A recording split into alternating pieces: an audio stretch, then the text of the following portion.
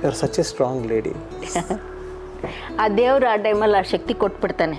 So ನಮ್ದೇನು ಕಷ್ಟ ಏನಿಲ್ಲ, ಭಗವಂತ ನೀನು ನನ್ನ ಜೊತೆನಲ್ಲಿದ್ದರೆ ಆಯಿತು, ನಂಗೆ ಶಕ್ತಿ ಕೊಟ್ಟರೆ ಸಾಕು ಅಂತ.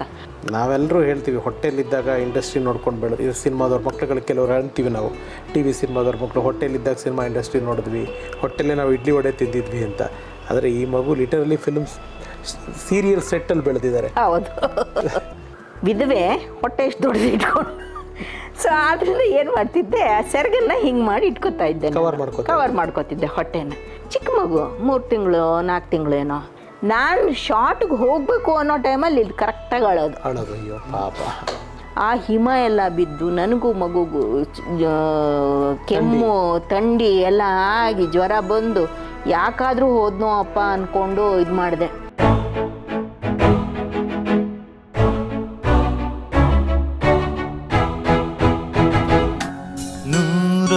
ನೂರೊಂದು ನೆನಪು. ಅತ್ತೆ ಮನೆಯಲ್ಲಿ ಕೆಲವು ಅದಾದಂಥ ವಿಚಾರಗಳಿದೆ.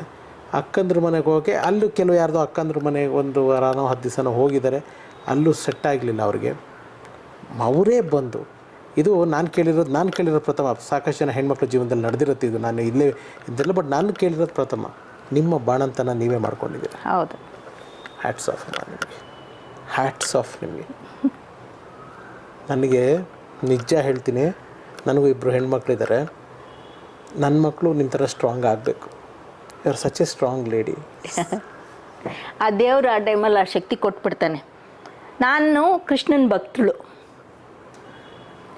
ಸೊ ನಾನು ಅವಾಗ ಏನು ಅಂದ್ಕೊಂಡೆ ಅಂದರೆ, ಆ ಭಗವಂತ ಕೃಷ್ಣನಿಗೇ ಹುಟ್ಟಿದಾಗ ಅಷ್ಟೊಂದು ಕಷ್ಟ ಆಗಿ ಅವರಪ್ಪ ಅಮ್ಮನೇ ಜೈಲಲ್ಲಿದ್ದು, ಅವ್ರು ಸಮುದ್ರ ದಾಟ್ಕೊಂಡು ಇನ್ನೊಬ್ಬ ತಾಯಿ ಹತ್ರ ಹೋಗಿ ಅವ್ರ ಜೀವನನ ಸಾಗಿಸಿ, ಅವರು ಭಗವಂತ ಅಂತ ನಾವು ಕನ್ಸಿಡರ್ ಮಾಡೋ ದೇವ್ರಿಗೇ ಇಷ್ಟೊಂದು ಕಷ್ಟ ಇರಬೇಕಾದ್ರೆ ನಾವು ಮನುಷ್ಯ ಸಾಮಾನ್ಯರು, ಮಾನವ.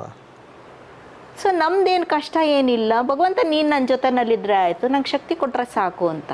ಆ ಗೆಲ್ಸ್ದವಳು ಬರೋಳು, ಬಟ್ಟೆ ಒಗೆದು ಹಾಕೋಳು, ಹಿಂಗೆ ಹಿಂಡಿ ಹಾಕೋಳು. ಅವಾಗೆಲ್ಲ ಬಟ್ಟೆ ಅಲ್ವಾ ಯೂಸ್ ಮಾಡ್ತಾ ಇದ್ದಿದ್ದು, ಮಕ್ಕಳು ಉಚ್ಚೆ ಬಟ್ಟೆಗೆಲ್ಲ. ಸೊ ಅದನ್ನು ಮಳೆಗಾಲ ಅಂತಿದ್ವಲ್ಲ ನಾವು. ಹಾಂ, ಅದೆಲ್ಲ ಆ ಬಟ್ಟೆ ಗಿಟ್ಟೆ ಎಲ್ಲ ಕೊಟ್ಟರು. ನಮ್ಮ ಅತ್ತೆ ಮನೆಯಿಂದ ಬಂತು ನನಗೆ, ಮಗುಗೆ ಬಟ್ಟೆ ಎಲ್ಲ ಬಂತು. ನನ್ನ ನಾದಿನಿ ಕಳಿಸಿದ್ಲು, ಇನ್ನೊಬ್ಳು ನಾದಿನಿ ಬಾಂಬೆನಲ್ಲಿರೋಳು. ಸೊ ಆ ಹಿಂಡಿ ಹಾಕೋದನ್ನು ಅವಳು ಬೇಕಾಬಿಟ್ಟು ಮಾಡ್ತಾಯಿದ್ಲು ಕೆಲಸದವಳು. ಸೊ ನಾನೇ ಹಿಂಡಿ ಅದನ್ನು ಗಟ್ಟಿಯಾಗಿ ಹಿಂಡಿ ಒಣಗಬೇಕಲ್ಲ ಅಂತ. ಅವಾಗೆಲ್ಲ ಈ ಡೈಪರು ಅದು ಇದು ಜಾಸ್ತಿ ಇರಲಿಲ್ಲ, ಇಷ್ಟೆಲ್ಲ ಇರಲಿಲ್ಲ. ಸೊ ಹಾಗಾಗಿ ಎಲ್ಲನೂ ನಾನೇ ಮಾಡ್ತಾಯಿದ್ದೆ. ನಾನೇ ಅವಳು ಬಾಣಂತನಕ್ಕೆ ಅಂತ ಬಂದು ನನಗೆ ಮಗುಗೆ ಎಲ್ಲ ಸ್ನಾನ ಮಾಡಿಸಿ ಬಟ್ಟೆ ಕಟ್ಟಿ, ಹೊಟ್ಟೆಗೆಲ್ಲ ಬಟ್ಟೆ ಕಟ್ಟಿ ಎಲ್ಲ ಮಾಡಿ ಹೋದರೆ ಒಂದು 5 ನಿಮಿಷ ಮಲಗ್ತಿದ್ದೆ, ಮತ್ತು ಎದ್ದೆಲ್ಲ ಬಿಚ್ಚಾಕ್ಬಿಟ್ಟು ಅಡುಗೆಗೆ ಹೋಗ್ತಾಯಿದ್ದೆ. ನಾನು ಅಡುಗೆ ಮಾಡಬೇಕಲ್ಲ ಅಂತ. ನಮ್ಮಮ್ಮಂಗೆ ಏನೂ ಗೊತ್ತಾಗ್ತಿರ್ಲಿಲ್ಲ. ಅವ್ರಿಗೆ ಊಟ ಹೋಗಿ ಕೊಟ್ಟರೆ ಅವ್ರು ತಿಂತಾಯಿದ್ರು, ಮಾಡ್ತಾಯಿದ್ರು, ಮಾತಾಡ್ತಾಯಿದ್ರು. ಬಟ್ ಏನೋ ಅವ್ರಿಗೆ ಲಾಸ್ಟ್ ಆದಂಗೆ, ಹಾಂ, ಆಲ್ಝೈಮರ್ಸ್ ಅಂತಾರಲ್ಲ, ಹಾಂ, ಆ ಥರ ಏನೋ ಆಗ್ಬಿಟ್ಟಿತ್ತು ಅವ್ರಿಗೆ. ಈ ಮಗು ಎಷ್ಟು ಪ್ರೆಷಿಯಸ್ ಅಂತಂದರೆ, ಮೇಡಮ್ ಅವರು ಮಗಳು ಹಿಮಾ ಅವರು, ನಾವೆಲ್ಲರೂ ಹೇಳ್ತೀವಿ ಹೊಟ್ಟೆಲಿದ್ದಾಗ ಇಂಡಸ್ಟ್ರಿ ನೋಡ್ಕೊಂಡು ಬೆಳೆದು, ಇದು ಸಿನಿಮಾದವ್ರ ಮಕ್ಳುಗಳು ಕೆಲವರು ಅಂತೀವಿ ನಾವು, ಟಿ ವಿ ಸಿನಿಮಾದವ್ರ ಮಕ್ಕಳು ಹೊಟ್ಟೆಲಿದ್ದಾಗ ಸಿನಿಮಾ ಇಂಡಸ್ಟ್ರಿ ನೋಡಿದ್ವಿ, ಹೊಟ್ಟೆಲ್ಲೇ ನಾವು ಇಡ್ಲಿ ವಡೆ ತಿಂದಿದ್ವಿ ಅಂತ. ಆದರೆ ಈ ಮಗು ಲಿಟರಲಿ ಫಿಲ್ಮ್ಸ್ ಸೀರಿಯಲ್ ಸೆಟ್ಟಲ್ಲಿ ಬೆಳೆದಿದ್ದಾರೆ. ಹೌದು, ಅದು ಫಸ್ಟ್ ನಾನು ಕನ್ಸೀವ್ ಆಗಿ ಫಸ್ಟ್ ಇಂಡಸ್ಟ್ರಿಗೆ ಹೇಳಿದ್ದು ಪೊಲೀಸ್ ಡಾಗ್ ಪಿಕ್ಚರ್ನಲ್ಲಿ ಅನಿಸುತ್ತೆ. ಆ ಪೊಲೀಸ್ ಡಾಗ್ ಪಿಕ್ಚರ್ನಲ್ಲಿ ಏನಾಯಿತು ಅಂದರೆ, ಏನೋ ಯಾರೋ ಬಂದು ಅಟ್ಯಾಕ್ ಮಾಡ್ತಾರೆ, ನಂಗೆ ಅಷ್ಟು ಮಾತ್ರ ಜ್ಞಾಪಕ ಇದೆ. ಅಟ್ಯಾಕ್ ಮಾಡ್ತಾರೆ, ಆ ಟೈಮಲ್ಲಿ ನಾವು ಓಡಬೇಕು, ಓಡಿ ಹೋಗಿ ಮೇಲೆ ಎಲ್ಲ ಓಡಬೇಕು. ಸೊ ಆವಾಗ ನಾನು ನಮ್ಮ ಅಸೋಸಿಯೇಟ್ ಅವ್ರ ಹತ್ರ ಹೇಳಿದೆ, ನಾನು ಕನ್ಸೀವ್ ಆಗಿದ್ದೀನಿ, ನಾನು ಪ್ರೆಗ್ನೆಂಟು, ನನಗೆ ಅಷ್ಟೆಲ್ಲ ಓಡೋಕ್ಕಾಗಲ್ಲ, ನನಗೇನಾದರೂ ಮಾಡಿ ಅಂತ. ಅಯ್ಯೋ ಹೌದೇನಮ್ಮ, ಹಂಗಾದ್ರೆ ಒಂದು ಕೆಲಸ ಮಾಡಿ, ನೀವು ಇಲ್ಲೇ ಕೆಳಗಡೆನೇ ಇರಿ, ಅವರಲ್ಲಿ ಶೂಟ್ ಮಾಡಿದ ತಕ್ಷಣ ನೀವು ಇಲ್ಲೇ ಬಿದ್ದಂಗೆ ಮಾಡಿಬಿಡಿ ಅಂತ ಹೇಳಿ ನನಗೆ ಕೋಆಪ್ರೇಟ್ ಮಾಡಿದವ್ರು ಅವರು ಫಸ್ಟು. ಸೊ ಅಲ್ಲಿ ಅಂದರೆ ಕನ್ಸೀವ್ ಆಗಿದ್ದ ಟೈಮಲ್ಲಿ.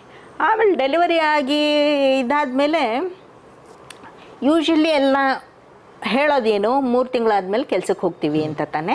ಸೊ ಹಾಗಾಗಿ 3 ತಿಂಗಳಾದ್ಮೇಲೆ ಕೆಲ್ಸಕ್ಕೆ ಹೋಗ್ತೀನಿ ಅಂತ ನಾನು ಅಂದ್ಕೊಂಡೆ. ಬಟ್ ಈ ತಾಯಿ ಮಗು ಸಂಬಂಧ ಇದೆ ಅಲ್ಲ, ಅದು ಬಿಡಿಸಲಾರದ ಒಂದು ನಂಟು.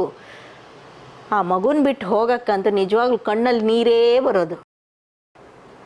ಯಾವುದು ಅಂದರೆ ಗೌತಮಿ ಅಂತ ಸೀರಿಯಲ್, ಗೌತಮಿ ಅಂತ ಸೀರಿಯಲ್ಲು. ಅದರಲ್ಲಿ ಅನಂತ್ನಾಗ್ ಅನಂತ್ನಾಗ್ ಹೆಂಡತಿ ಕ್ಯಾರೆಕ್ಟರ್ ನಂದು. ಅನಂತ್ನಾಗು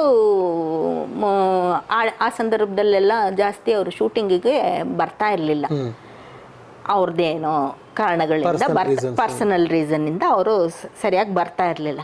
ಹಾಗಾಗಿ ಅವ್ರಿಗೇನು ಮಾಡಿದ್ರು, ಅವರು ತೀರ್ಕೊಂಡ್ರು, ಫ್ಲೈಟ್ ಆಕ್ಸಿಡೆಂಟಲ್ಲಿ ತೀರ್ಕೊಂಡ್ರು ಅಂತ ಹೇಳಿ ಕಥೆನಲ್ಲಿ ಹಂಗೆ ಮಾಡಿದ್ರು. ಆ ಟೈಮಲ್ಲಿ ನಾನು ಪ್ರೆಗ್ನೆಂಟು ಆ ಸೀರಿಯಲ್ನಲ್ಲಿ, ವಿಧವೆ, ಹೊಟ್ಟೆ ಎಷ್ಟು ದೊಡ್ಡದು ಇಟ್ಕೊಂಡು. ಸೊ ಆದ್ದರಿಂದ ಏನು ಮಾಡ್ತಿದ್ದೆ, ಆ ಸೆರಗನ್ನು ಹಿಂಗೆ ಮಾಡಿ ಇಟ್ಕೊತಾ ಇದ್ದೆ, ಕವರ್ ಮಾಡ್ಕೋತಿದ್ದೆ ಹೊಟ್ಟೆನ. ಸೊ ಎಷ್ಟೋ ಜನ ಎಲ್ಲ ಕೇಳೋರು, ಏನು ಸೆರಗನ್ನ ಹಿಂಗೆ ಇಟ್ಕೊಂಡು ಇದ್ದಾರೆ, ಪ್ರೆಗ್ನೆಂಟಾ ಅಂತ ಎಲ್ಲ ಕೇಳ್ತಾಯಿದ್ರು ಗೊತ್ತಿರೋರೆಲ್ಲ. ಸೊ ಹಾಗಾಗಿ ಆಮೇಲೆ ನನಗೆ 7th ಮಂತಲ್ಲಿ ಪ್ರಿಮೇಚೂರ್ ಪೇಯ್ನ್ ಬಂತು ನನಗೆ. ಸೊ ಹಾಸ್ಪಿಟ್ಲಿಗೆ ಅಡ್ಮಿಟ್ ಆಗಬೇಕಾಗಿ ಬಂತು. ಸೊ ಆವಾಗ ಡಾಕ್ಟ್ರ್ ನನಗೆ ಬೆಡ್ ರೆಸ್ಟ್ ಹೇಳಿದ್ರು. ಸೊ ಟಿಲ್ 7th ಮಂತ್ ತನಕ ನಾನು ಗೌತಮಿ ಸೀರಿಯಲ್ ಮಾಡಿದ್ದೀನಿ ಆ್ಯಕ್ಟಿಂಗು. ಸೊ ಆಮೇಲೆ ನಾನು ಬ್ರೇಕ್ ತಗೊಂಡು ಆಮೇಲೆ ಡೆಲಿವರಿ ಆಗಿ 3 ತಿಂಗಳಾದಮೇಲೆ ಪ್ರಸಾದ್ ಅಂತ ಡೈರೆಕ್ಟ್ರು, ಪದ್ಮಾವಸಂತಿ ಅವರು. ಸೊ ಅವರು ಒಂದು ಸಲ ಅದು 200 ಎಪಿಸೋಡೋ 300 ಎಪಿಸೋಡ್ಗೋ ಏನೋ ಫಂಕ್ಷನ್ ಅಂತ ಮಾಡಿದ್ರು. ರವಿಶಾಸ್ತ್ರಿ ಕ್ರಿಕೆಟರ್ ಇದ್ದಾರಲ್ಲ, ಅವ್ರದ್ದು ಪ್ರೊಡಕ್ಷನ್ ಅದು.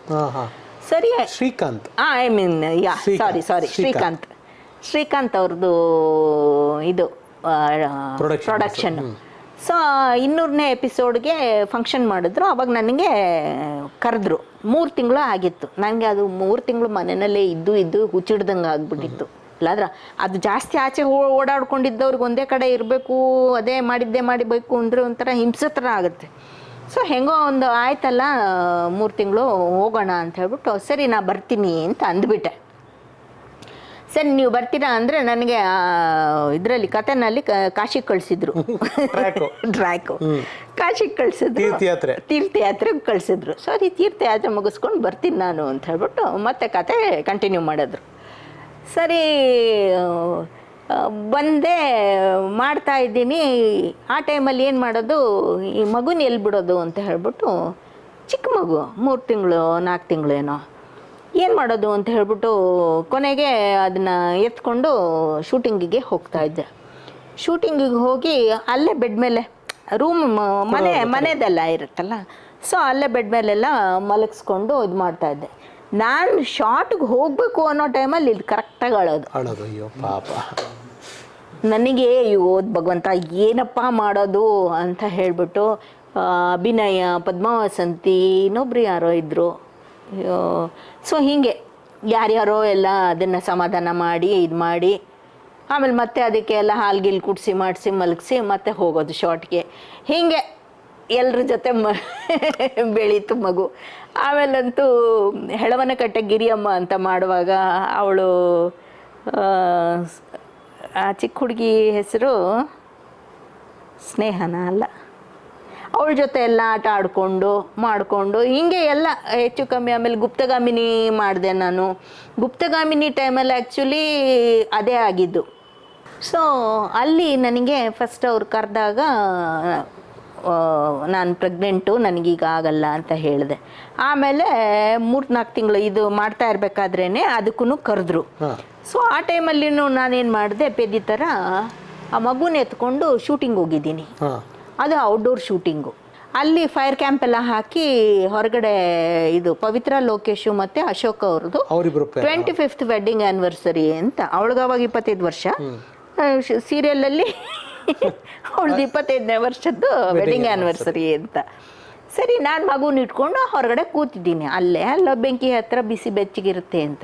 ಆಮೇಲೆ ನೋಡಿದ್ರೆ ಆ ಹಿಮ ಎಲ್ಲ ಬಿದ್ದು ನನಗೂ ಮಗುಗೂ ಕೆಮ್ಮು ಥಂಡಿ ಎಲ್ಲ ಆಗಿ ಜ್ವರ ಬಂದು ಯಾಕಾದರೂ ಹೋದ್ನೋ ಅಪ್ಪ ಅಂದ್ಕೊಂಡು ಇದು ಮಾಡಿದೆ. ಅಷ್ಟೊತ್ತಿಗೆ ಇದು ಮುಗ್ದೋಗ್ಬಿಟ್ಟಿತ್ತು. ವೈಂಡಪ್ ಮಾಡಿದ್ರು, ಗೌತಮಿ ವೈಂಡಪ್ ಆಗಿತ್ತು.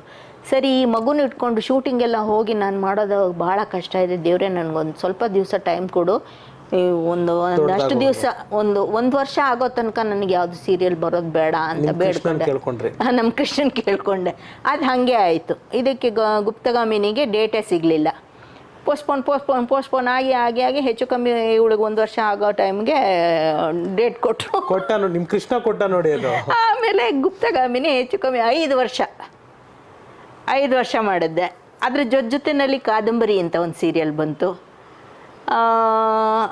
ಅದಾದಮೇಲೆ ಕಂಟಿನ್ಯೂಸ್ ಹಾಗೆ. ಬಟ್ ಸಿನಿಮಾ ಜೊತೆಗೆ ನಿಮಗೆ ಧಾರಾವಾಹಿನೂ ತುಂಬ ಕೈ ಹಿಡಿತಲ್ಲಮ್ಮ? ಖಂಡಿತ. ನನಗೆ ಮದುವೆ ಆಗೋಕ್ಕಿಂತ ಮೊದಲು ಬರೀ ಪಿಕ್ಚರ್ಸೇ, ಮದುವೆ ಆಗಿ ಹುಟ್ಟಿದ ಮೇಲೆ ಬರೀ ಸೀರಿಯಲ್ಸೇ. ಅಲ್ಲಿ ಏನೋ ಒಂದು ಮಿಸ್ಲೀಡ್ ಆಯ್ತಂತೆ, ನೀವು ಮನೆ ಶಿಫ್ಟ್ ಆಗ್ತಾ ಇರೋಂಗೆ ನೀವು ನಂಬರ್ಗಳು ಮಿಸ್ ಆಗಿ, ಅಂದರೆ ಕಮ್ಯುನಿಕೇಶನ್ ಅನ್ನೋದು ಎಷ್ಟು ಇಂಪಾರ್ಟೆಂಟ್ ಆಗೋದು, ನಿಮ್ಗೆ ಪಿಕ್ಚರ್ ಆಫರ್ಗಳೇ ಕಡಿಮೆ ಆಗೋಯ್ತು. ಹೌದು. ಅದೇನಾಯಿತು ಅಂದರೆ, ಅದೇ ನಾ ಹೇಳ್ದಂಗೆ ಮೊದಲೆಲ್ಲ ಫೋನ್ ಇರಲಿಲ್ಲ, ಲ್ಯಾಂಡ್ಲೈನ್ ಇರಲಿಲ್ಲ, ಪ್ಲಸ್ ಇದಂತೂ ಮೊಬೈಲ್ ಅಂತೂ ಇರಲಿಲ್ಲ.